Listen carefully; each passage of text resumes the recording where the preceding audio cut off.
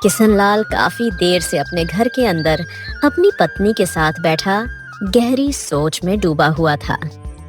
ऐसी गहरी सोच में डूबने से कुछ नहीं होगा। हमारे घर पर 2 दिन से कुछ भी खाने को नहीं बना। भूख से हाल बेहाल हुआ जा रहा है। यह सुनकर किशनलाल की आंखों में आंसू आ गए। हाँ, भूख तो हमको भी बहुत तेज लगी है राधा, पर क्या कहें, जहाँ मजदूरी कर रहे थे वहाँ पर काम पूरा हो गया। राधा फूट फूट कर रोने लगी। भाग्य के खेल भी क्या निराले होते हैं। कल तक इतना था कि मैं दूसरों को उधार दिया करती थी, और आज इतना भी नहीं कि एक वक्त का आटा खरीद सकूं।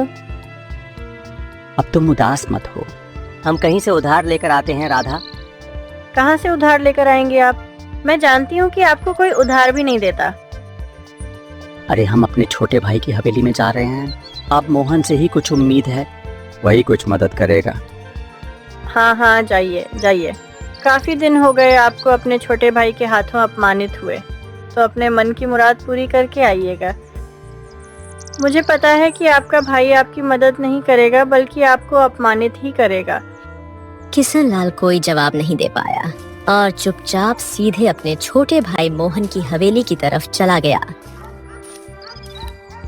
मोहन गांव में सबसे अधिक धनवान व्यापारी था। किशनलाल को अपनी हवेली में देखकर मोहन और उसकी पत्नी गंगा दोनों बुरी तरह से चौंक गए। अरे ये देखो कौन आए हैं। आइए आइए, स्वागत है आपका। आइए आइए, पधारिए। वाह वाह, क्या बात है भैया, आज हवेली का रास्ता कैसे भूल गए? मोहन, मेरे छोटे भाई, अब तुम तो जानते हो कि हमारी स्थिति इस समय कितनी ज्यादा खराब है। हमारे घर पर 2 दिन से चूल्हा नहीं जला। देखो, हम पर दया करो और हमें इतना धन दे दो कि बाजार से कुछ अनाज खरीद कर अपने घर ले जाएं। ये सुनकर किशनलाल का छोटा भाई मोहन हंसने लगा और किशनलाल का मजाक उड़ाते हुए बोला, किस्मत का खेल है बड़ा निराला। बड़ा भाई छोटे भाई के घर भीख मांगने आया। ओ भैया, जब पिताजी ने हम दोनों भाइयों का बंटवारा किया था, तब आधी आधी संपत्ति हम दोनों को दी थी, और देखिए मैंने अपने पिता की संपत्ति का इस्तेमाल करके उसको दुगना तिगुना बना दिया, और आपने अपनी सारी संपत्ति को बर्बाद कर दिया। कुछ याद है कि आपको पिताजी ने बंटवारे के दौरान क्या क्या दिया था?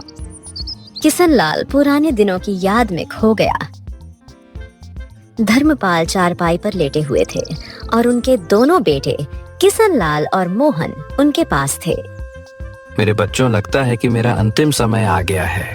मैं चाहता हूँ कि अब संपत्ति का आधा आधा बंटवारा कर लिया जाए।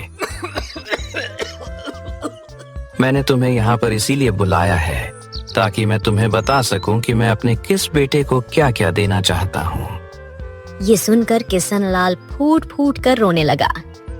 नहीं पिताजी, ऐसे मत बोलिए आप। पिताजी, आपको कुछ नहीं होगा। मुझे विश्वास है कि आप 100 वर्ष से ज्यादा जिएंगे। आपको कुछ नहीं होगा पिताजी। धर्मपाल धीमी मुस्कुराहट के साथ अपने बड़े पुत्र किशनलाल की ओर देखकर बोले, बेटा, यह संसार का नियम है, जो आया है वो जाएगा। अब मेरी बात ध्यान से सुनो। गांव में जो हमारा 20 बीघा खेत है, वो मैं तुम्हें देता हूँ। इतना कहकर धर्मपाल मोहन की ओर देखने लगे। और बेटा, मोहन जो हमारे तालाब के किनारे 20 बीघा खेत पड़ा है, वो मैं तुम्हें देता हूँ। मेरी 10 और 10 बैल, इनमें से आधा आधा तुम दोनों भाइयों को देता हूँ। इतना कहकर धर्मपाल को जोर से खांसी उठी। पिताजी, मैं अभी वैद्य को बुलाकर लाता हूँ। रुकिए रुकिए पिताजी। नहीं नहीं बेटा, मेरी पूरी बात सुन लो। एक बहुत ही महत्वपूर्ण चीज है जो मैं केवल तुझे बताना चाहता हूँ। इतना कहकर धर्मपाल फिर से जोर से खांसने लगे। किशनलाल अपने पिता की हालत देख नहीं सका और दौड़कर वैद्य के पास चला गया। वैद्य जी, जल्दी चलिए। मेरे पिताजी की हालत बहुत ज्यादा खराब है। उन्हें बहुत तेजी से खांसी आ रही है। जल्दी चलिए। वैद्य तुरंत रामपाल के साथ उसके घर पहुंचा। जैसे ही वैद्य ने धर्मपाल की आंखें देखी और वो बोला, देखो किशनलाल, तुमने आने में देरी कर दी। अब तुम्हारे पिता इस संसार में नहीं रहे, माफ करना। इतना कहकर वैद्य वहां से चला गया और किशन लाल फूट फूट कर रोने लगा। हाँ, याद आया। और फिर हम दोनों ने अपनी अपनी जिंदगी की नई शुरुआत की। तुमने पिताजी की कमाई सारी दौलत मिट्टी में बहा दी और मुझको देखो, मैंने पिताजी की सारी संपत्ति को जवाबदारी, चतुराई और मेहनत के बल पर दुगना कर दिया। और यही नहीं, इस गांव का चौधरी बन गया हूं मैं सब जानता हूँ मेरे छोटे भाई, क्यों बार बार पुरानी बातें दोहरा रहे हो। सारा गांव जानता है कि मेरी किस्मत खराब निकली तो मैं क्या करूं। क्या करूं? अरे यही बात है भैया कि जिसकी किस्मत है खराब, मैं उसको नहीं दे सकता उधार। नियम तो नियम है। देखो भैया, मोहन तो केवल उसी को उधार देता है जिस पर उसे भरोसा होता है कि वह उधार चुका सकता है। और तुम्हें देखकर तो कोई भी व्यक्ति कह सकता है कि तुम किसी का उधार चुका ही नहीं सकते। इसी वजह से तुम्हें कोई गांव में पत्थर भी ना उधार पे दे। चलो भैया, चलो, नमस्ते। किशन लाल की आंखों में आंसू आ गए और वो चुपचाप नजरें नीचे करके अपमानित होकर वहां से चला गया। किशन लाल के जाते ही मोहन की पत्नी गंगा मोहन से बोली, जेठ जी बड़ी आस लेकर तुम्हारे पास उधार मांगने आए थे। तुम चाहते तो उन्हें थोड़ा सा उधार दे सकते थे, आखिर तुम उनके छोटे भाई हो। यह सुनकर मोहन गुस्से से अपनी पत्नी गंगा से बोला, बकवास तो बंद कर दे तू। अरे बचपन से लेकर आज तक पिताजी ने हमेशा बड़े भैया को ही प्रेम किया है और मुझको हमेशा नौकरों की तरह बर्ताव किया मेरे साथ। बस तभी से मैं भैया को बर्बाद करने का सपना देखा करता था। भैया कभी भी इस बात को जान नहीं पाएंगे कि आखिरकार उनकी किस्मत इतनी खराब क्यों है। ये सुनकर गंगा चौंक गई। क्या मतलब है तुम्हारा? मोहन अपने हाथ की अंगूठी गंगा को दिखाते हुए बोला, ये देख, इस अंगूठी को देख रही हो गंगा? हाँ, ये अंगूठी काफी समय से तुम अपनी उंगली में पहने हुए हो। बहुत ही साधारण सी अंगूठी है। तुम तो इतने धनवान हो कि हीरे की अंगूठी भी पहन सकते हो। यह कोई साधारण अंगूठी नहीं है भाग्यवान। यह अंगूठी एक चमत्कारी अंगूठी है। आज मेरा व्यापार जो इतना बड़ा है ना, यह केवल इसी अंगूठी की वजह से है। हाँ। इतना कहकर मोहन हंसते हुए वहां से चला गया। उधर किशन लाल मुंह लटकाए हुए अपने घर लौटा और फूट फूट कर रोने लगा। मेरी तो वैसे भी मर्जी नहीं थी कि तुम अपने छोटे भाई के पास मदद मांगने के लिए जाओ, पर मैं चाहकर भी तुम्हें रोक नहीं सकी क्योंकि भूख ने मेरा हाथ बांध रखा था। चलो राधा, अब हम इस संसार में नहीं रहेंगे, जंगल चलते हैं। जंगल में फल तोड़ने से कोई रोक टोक तो नहीं करता। देखते हैं वहां क्या होता है। चलो। राधा मजबूरी में हाँ कर देती है और किशन लाल के साथ जंगल की ओर चल पड़ती है। जंगल के अंदर जाकर किशन लाल को एक फल से भरा हुआ वृक्ष नजर आता है। जैसे ही वो उस वृक्ष के फल तोड़ने जाता है, तभी उसके कानों में एक आवाज टकराती है। रुक जाओ, उस वृक्ष के फल मत तोड़ो। वह एक श्रापित वृक्ष है।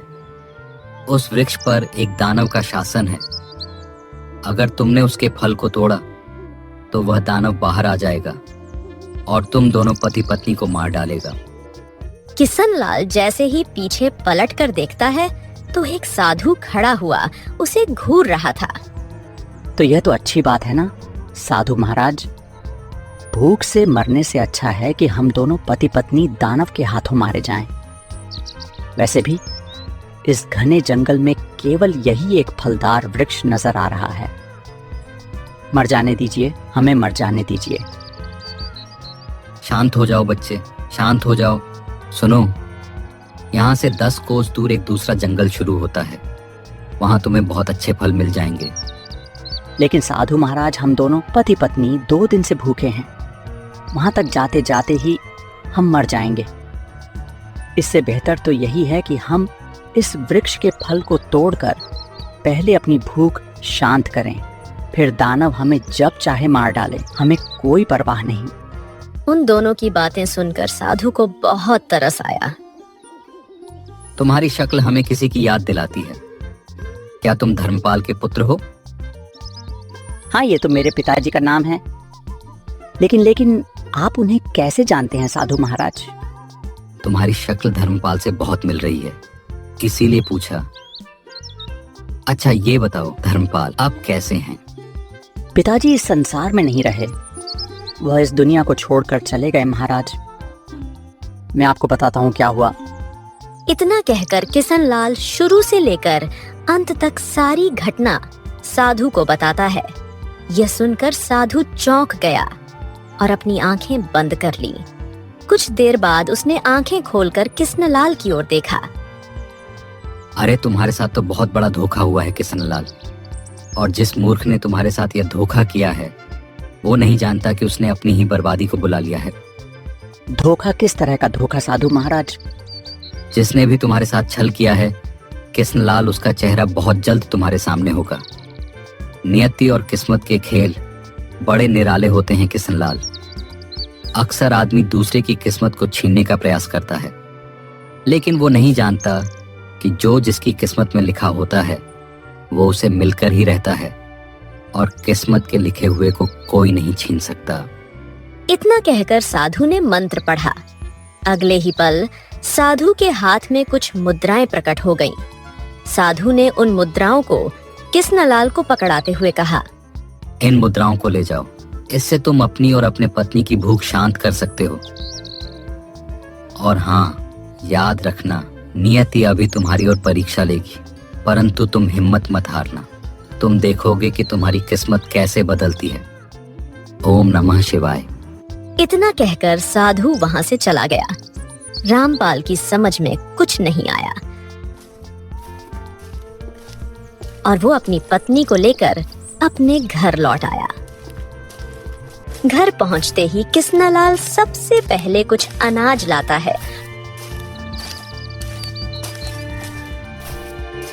और दोनों पति पत्नी पेट भरकर खाना खाते हैं।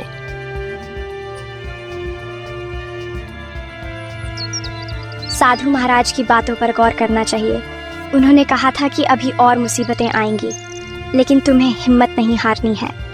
हाँ, तुम सही कह रही हो राधा। मैं आज से ही काम के लिए लगातार प्रयास शुरू कर देता हूँ, कुछ तो मिलेगा ही।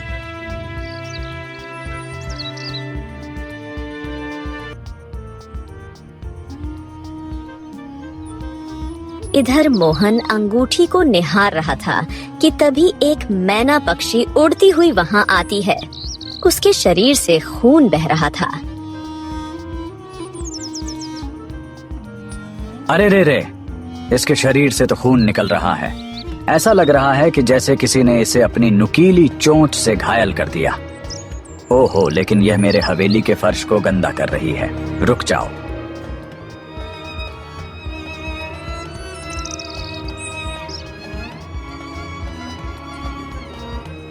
इतना कहकर मोहन मैना को उठाकर बाहर फेंक देता है। मैना पक्षी दोबारा उड़कर मोहन के पास आती है। अब वो क्रोध में प्रतीत होती है। तेरे पास एक मौका था इंसानियत दिखाने का, जो तूने गवा दिया। अरे बाबा, ये क्या? ये साला, एक मैना पक्षी को मनुष्य की भाषा बोलते हुए पहली बार देख रहा हूँ। तो तू जरूर कोई चुड़ैल, पिशाच या जादूगर है ना? मैं जादूगर हूँ, ना कोई पिशाच और ना ही चुड़ैल। तू स्वयं को आईने में देख क्या है तू एक चोर है। जिस अंगूठी को तू इतनी देर से निहार रहा है, वो अंगूठी किसी और की अमानत है जिसे तूने चोरी से हासिल किया है, और उसी की वजह से तू इतनी बड़ी संपत्ति का मालिक है। अरे तुझको कैसे पता इस बारे में? सवाल यह नहीं है कि मुझे कैसे पता, सवाल ये है कि क्या ये सच है या झूठ। सफेद झूठ। यह अंगूठी मेरी ही थी और मेरी ही रहेगी। इसे मुझसे कोई नहीं छीन सकता। हाँ, चिंता मत कर। यह अंगूठी तेरे पास ज्यादा समय नहीं रहेगी, क्योंकि जो जिसकी अमानत होती है वो एक ना एक दिन उसे जरूर मिलती है। इतना कहकर मैना उड़ जाती है और दूर जाकर किसनलाल के घर के आंगन में गिर जाती है। अरे ये क्या? ओहो, इसके शरीर से तो खून बह रहा है। किशन लाल तुरंत मैना को उठाता है। हे राधा, राधा जल्दी करो, इसे वैद्य जी के पास ले चलते हैं। चलो चलो। तुम सही कह रहे हो। हाँ हाँ, जल्दी चलो। किशन लाल वैद्य के पास पहुंचता है और मैना पक्षी को दिखाता है। वैद्य जी, ये हमारे घर अचानक से उड़ती हुई आकर गिर गई। इसके शरीर से बहुत खून बह रहा है, देखिए तो। वैद्य कुछ जड़ी बूटियां लगाता है। कुछ देर में खून बहना रुक जाता है। हाँ, देखो, इसके भीतर का घाव बहुत गहरा है। तुम्हें रोज इसका इलाज कराना होगा और उसके लिए धन का अच्छा खासा इंतजाम भी करना होगा। कर पाओगे ना? आप उसकी चिंता मत कीजिए वैद्य जी, मैं कुछ भी करूंगा, लेकिन इसका इलाज जरूर करवाऊंगा। मैं किसी को भी मुसीबत में नहीं देख सकता, चाहे वह इंसान हो या पक्षी। हाँ, तो फिर ठीक है, कल इसको फिर से ले आना। जाओ।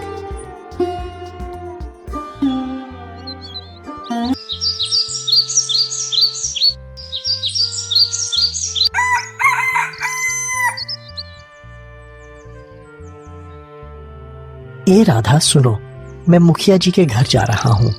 सुना है कि उनके बहुत सारे खेत हैं, तो शायद उन्हें मजदूर की जरूरत हो। इतना कहकर किशन लाल घर से निकलता है। वो सीधा मुखिया जी के खेत में पहुंचता है। वहां पहले से मोहन मौजूद था।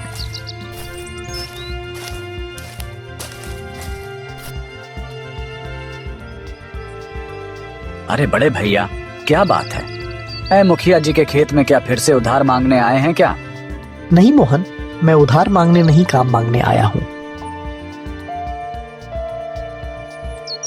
मोहन हंसते हुए वहां से चला गया।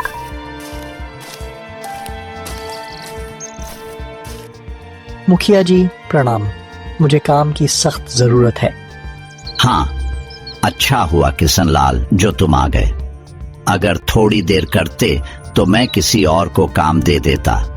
मुझे खेत में एक मजदूर चाहिए। तुम एक काम करो, आज से ही काम शुरू कर दो, है ना? चलो चलो, लग जाओ।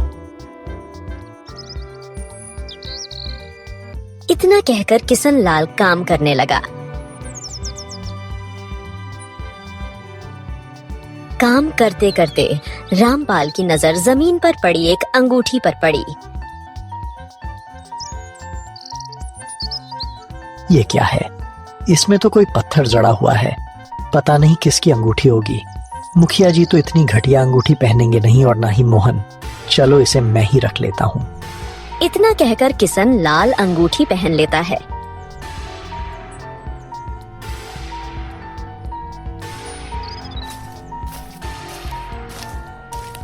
रामपाल अंगूठी लेकर घर आता है और सारी बात राधा को बताता है।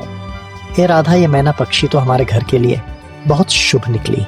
पता है, मुझे काम नहीं मिल रहा था, देखो अब मिल गया। ये तो बहुत अच्छा हुआ।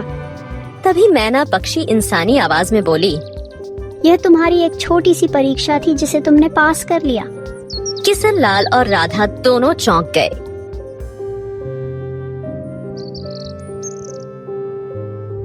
अरे तुम कौन हो और तुम ऐसे इंसानी आवाज में कैसे बोल रही हो? इसका रहस्य बहुत जल्द तुम्हें पता चल जाएगा। अगर तुम मुझे वैद्य के पास ना ले जाते तो तुम यह परीक्षा पास नहीं कर पाते। अब तुम्हारी किस्मत बहुत जल्द बदलने वाली है। तुम्हारे बुरे दिन समाप्त हुए।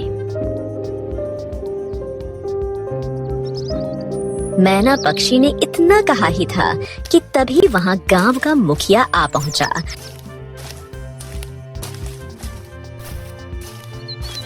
और किशन लाल की ओर देखकर बोला, किशन लाल भाई, देखो मैं तुम्हारे पास एक बहुत खास काम से आया था। क्या बात है मुखिया जी, कहिए। दरअसल बात यह है कि कई दिनों से मेरा मन इस संसार में लग नहीं रहा था। क्या है कि मेरी कोई संतान भी नहीं है, ये तो तुम जानते हो। ढेर सारी संपत्ति पड़ी है और मेरी पत्नी और मैं अब अपना सारा जीवन भक्ति में लगाना चाहते हैं। इसीलिए मैं और मेरी पत्नी हमेशा के लिए यह गांव छोड़कर तीर्थ के लिए जा रहे हैं। हम दोनों काफी परेशान थे कि हमारे जाने के बाद हमारी संपत्ति का क्या होगा। देखो किशन लाल, इस संपत्ति के लिए तुम मुझे सबसे योग्य दिखाई दिए, इसीलिए जिस खेत में आज तुम मजदूरी कर रहे थे वह खेत और मेरी सारी संपत्ति के मालिक अब तुम हो। मैं अपनी सारी संपत्ति तुम्हारे नाम करता हूँ। इतना कहकर मुखिया ने एक कागज का टुकड़ा रामपाल को पकड़ाया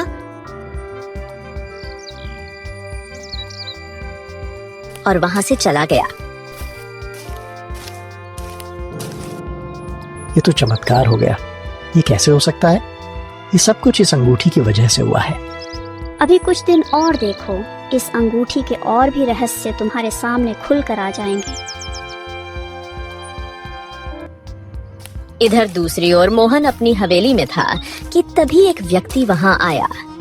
मोहन बाबू, तुमने अपने खेत और सारी संपत्ति गिरवी रखकर साहूकार से बहुत सारा धन लिया और उस धन से तुमने दूसरे देश से रेशमी कपड़ा खरीदा। तुम्हारा माल समुद्र पार जाकर बिकने वाला था, मगर रास्ते में समुद्री लुटेरों ने हमला कर दिया और सारा माल लूट ले गए। इतना कहकर वो व्यक्ति चला गया। मोहन अब सिसकते हुए गंगा के पास गया। गंगा, मैं बर्बाद हो गया, मैं बर्बाद हो गया। क्या हुआ? आप इतने डरे हुए क्यों हो? मोहन ने सारी घटना अपनी पत्नी गंगा को बताई।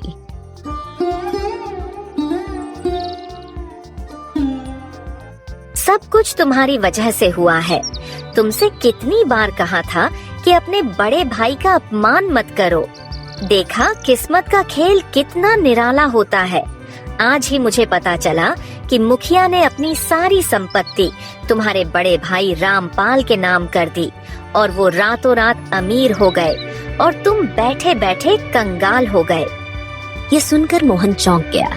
तभी उसकी नजर अपनी उंगली पर पड़ी। अरे मेरी अंगूठी कहाँ है? मेरी अंगूठी कहाँ है गंगा? मुझे क्या पता? मोहन गहरी सोच में डूब गया।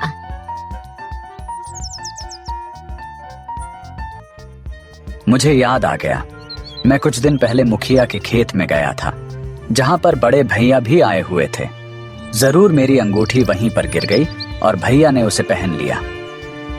अरे राम राम, मेरी किस्मत बदल गई और भैया की किस्मत चमक गई। चलो चलो गंगा, मेरे साथ चलो, जल्दी से चलो, बड़े भैया के घर पर चलो।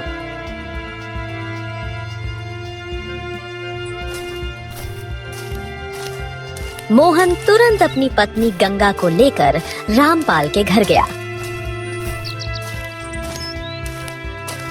अपने छोटे भाई को देखकर किशनलाल चौंक गया। हाँ मोहन, मेरे छोटे भाई, अच्छा हुआ तुम आ गए। मैं तुम्हारे पास ही आने वाला था। अरे क्या आने वाले थे? तुमने जो हाथ में अंगूठी पहन रखी है, जल्दी से उसको मुझको दे दो। अरे भैया, वो अंगूठी मेरी है, लाओ लाओ दे दो। यह सुनकर रामपाल चौंक गया। अच्छा, ये तुम्हारी अंगूठी है? ये तो मुझे मुखिया जी के खेत में मिली थी। हाँ, अब वो वहाँ मुझसे गिर गई थी, मेरी उंगली से गिर गई होगी। अब मुझे याद नहीं रहा, आज याद आया है, जल्दी से दे दो भैया। किशनलाल अंगूठी मोहन को देने ही वाला था कि तभी मैना किशनलाल से बोली, उसे अंगूठी मत देना, वो अंगूठी मोहन की नहीं बल्कि तुम्हारी है। यह सुनकर रामपाल चौंक गया। अरे तू तो वही मैना है ना, जो घायल होकर मेरे घर पर आई थी। हाँ, मैं ही हूँ। इतना कहकर मैना रंग बिरंगी किरणों से एक साधु में परिवर्तित हो गई। वही साधु जो किशनलाल और राधा को मिला था। साधु महाराज, आखिर ये क्या रहस्य है? मुझसे कुछ नहीं छुपा सकते मोहन। चलो अब सच सच बताओ, ये अंगूठी तुम्हारी है या किशनलाल की? मोहन नजरें नीचे झुकाकर बोला, ये अंगूठी भैया की है। मेरी? परंतु ये अंगूठी पहली बार खेत में देखी थी मैंने महाराज। तुम्हें याद है जब तुम्हारे पिताजी का अंतिम समय था और वो तुमसे कुछ कहना चाहते थे? हाँ, अचानक से उन्हें जोर से खांसी उठी और मैं वैद्य जी को बुलाने चला गया था। हम दरअसल वो तुमसे यह कहना चाहते थे कि उनके पास एक अंगूठी है, यही अंगूठी जो तुम्हारी उंगली में है, और वो अंगूठी केवल तुम्हारे हिस्से की है, मगर तुम तो पहले ही उठकर चले गए। तुम्हारे जाने के बाद तुम्हारे छोटे भाई मोहन ने अपने पिता से पूछा कि वो क्या कहना चाहते थे, तो तुम्हारे पिता धर्मपाल जानते थे कि वह ज्यादा देर जीवित नहीं रहेंगे, इसीलिए उन्होंने यह अंगूठी मोहन को दे दी और कहा कि यह चमत्कारी अंगूठी है, इसे पहनने वाला कभी भी गरीब नहीं रहेगा और हमेशा व्यापार में तरक्की करेगा। इस अंगूठी को अपने बड़े भाई को दे देना। बस इतना कहकर वह स्वर्ग सिधार गए, मगर मोहन ने इस अंगूठी के बारे में तुम्हें कभी नहीं बताया। क्या बात कर रहे हैं महाराज? क्या मोहन ये सच है? भैया ये सच है, क्योंकि पिताजी ने मेरे साथ बेईमानी की थी। जब सब कुछ आधा आधा बांटा गया था, तो फिर ये अंगूठी केवल तुम्हारे हिस्से में क्यों? मैं बताता हूँ। जब तुम्हारे पिता धर्मपाल एक साधारण इंसान था और रामपाल केवल 5 वर्ष का था, किसी काम के सिलसिले में वह जंगल की तरफ गया था। उसी समय मैं तपस्या कर रहा था। तपस्या करने के दौरान हमें बहुत तेज से प्यास लगी। मैं पानी की तलाश में इधर उधर भटकने लगा, लेकिन तभी नन्हा रामपाल अपने हाथ से कलश लेकर तालाब का पानी लेकर मेरे पास आया और उसने मुझे पानी पिलाया। मैं बहुत प्रसन्न हुआ और केवल रामपाल की वजह से तुम्हारे पिता धर्मपाल को मैंने यह अंगूठी भेंट की थी और उसे कहा भी था कि बड़े होने के बाद यह अंगूठी किशन लाल को ही देना। यह अंगूठी जिसकी भी उंगली में रहेगी वह हमेशा किस्मत का धनी रहेगा, और मैंने ऐसा करने के लिए धर्मपाल से वचन लिया था। और तुमने ना केवल बेईमानी की, बल्कि अपने पिता धर्मपाल की आखिरी इच्छा को भी नहीं माना। इसीलिए अब तुम हमेशा गरीबों के गरीब ही रहोगे। मुझको क्षमा कर दीजिए महाराज, मुझसे गलती हो गई। अरे भैया, बड़े भैया, तुम तो क्षमा कर दो। किशन लाल को मोहन पर तरस आ गया। साधु महाराज, देखिए ये जैसा भी है तो मेरा छोटा भाई, इसको क्षमा कर दीजिए ना। देखा मोहन, तुमने तुम्हारे मन में अपने बड़े भाई के लिए कितना मैल था, लेकिन तुम्हारे इतने बड़े धोखा देने के बावजूद भी किशनलाल अभी भी तुम्हारी चिंता कर रहा है। तुम्हारे पिता जानते थे कि रामपाल मन का कितना अच्छा है, इसीलिए उन्होंने तुमसे यह कहा था कि यह अंगूठी किशनलाल को ही देना, क्योंकि वह जानते थे अगर किशनलाल धनी रहेगा तो उसके साथ साथ तुम भी धनी रहोगे, क्योंकि किशनलाल हमेशा अपने छोटे भाई का ख्याल रखेगा। समझ गया? सब समझ गया। माफ कर दो बड़े भाई, माफ कर दो। किशन लाल मोहन को गले लगा लेता है। साधु रहस्यमयी किरणों से वहाँ से गायब हो जाता है और उसी दिन के बाद दोनों भाई फिर से साथ साथ रहने लगे। देखते ही देखते किशन लाल की किस्मत बदल गई और वो अपने गांव का सबसे धनवान व्यक्ति बन गया।